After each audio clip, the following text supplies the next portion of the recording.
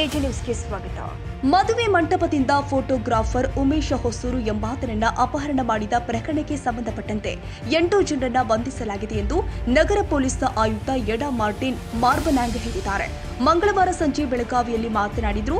ಮಹಿಳೆ ಫೋಟೋ ಇಟ್ಕೊಂಡು ಬ್ಲಾಕ್ಮೇಲ್ ಮಾಡಿದ್ದ ಎನ್ನುವ ಉದ್ದೇಶದಿಂದ ಖಾಸಗಿ ಫೋಟೋಗ್ರಾಫರ್ ಅನ್ನ ಅಪಹರಿಸಿ ಕೊಲೆಗೆ ಯತ್ನಿಸಿ ಜೀವ ಬೆದರಿಕೆ ಹಾಕಿದ ಪ್ರಕರಣಕ್ಕೆ ಸಂಬಂಧಪಟ್ಟಂತೆ 8 ಜನರನ್ನ ಮಾಳಮಾರುತಿ ಪೊಲೀಸರು ಬಂಧಿಸಿದ ಘಟನೆ ತಡವಾಗಿ ಬೆಳಕಿಗೆ ಬಂದಿದೆ.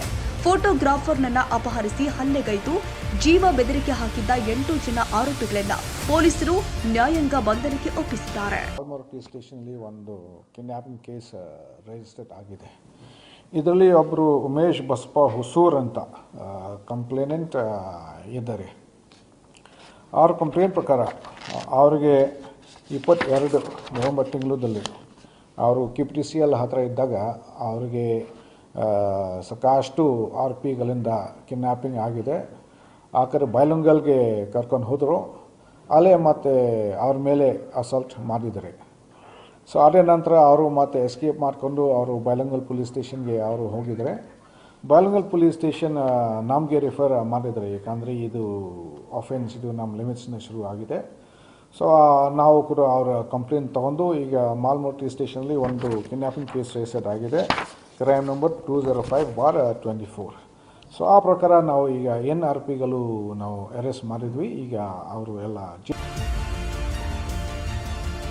ಕನ್ನಡಿಗರ ಮೆಚ್ಚಿನ ನಿಮ್ಮ ಎಜೆ 24/7 ನ್ಯೂಸ್ ಕನ್ನಡ ವಾಹಿನಿ ಇದೀಗ ಟಿವಿಯಲ್ಲಿ ಲಭ್ಯ. ವೇಳೆ ನೋಟಿಸ್ ಕೊಟ್ಟಿದ್ರೆ ವಾಪಸ್ ತಗೋತೀವಿ. ಇವತ್ತು ವಕ್ಫ್ ಪ್ರಾಪರ್ಟಿ ಅಂತೇಳಿ ಬರ್ತದೆ ಅಂತ ಹೇಳಿದ್ರೆ ರೈತರ ಬೀದಿಗೆ ಬಂದ್ರೆ ಏನ್ ಮಾಡ್ಬೇಕಾಗತ್ತೆ? ಯಾರು ವೋಟ್ ಹಾಕಿಲ್ಲ ಅಂದ್ರೆ ಗ್ಯಾರಂಟಿನೆಲ್ಲ ಸ್ಟಾಪ್ ಮಾಡ್ಬಿಡ್ತೀವಿ.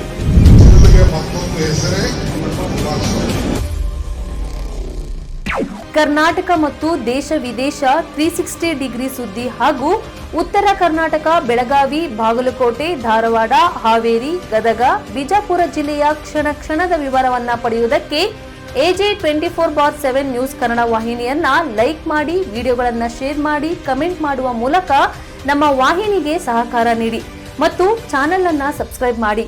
ಧನ್ಯವಾದಗಳು.